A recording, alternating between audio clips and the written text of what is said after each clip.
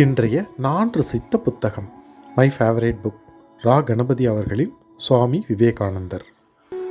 என்னுடைய தனிமையில் துணை இருந்த உற்ற நண்பர்கள் புக்ஸ் அண்ட் மியூசிக்.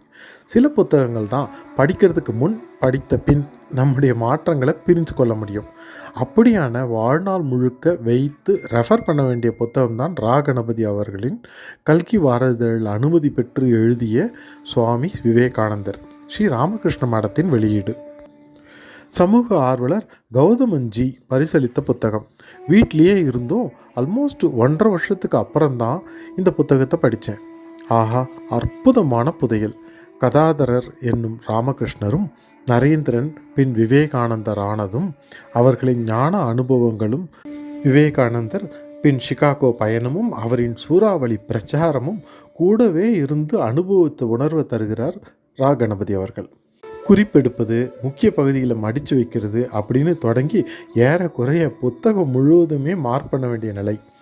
காலத்தை தாண்டிய அனைவரும் ஒரு முறையாவது படிக்க வேண்டிய புத்தகம் சுவாமி விவேகானந்தர்.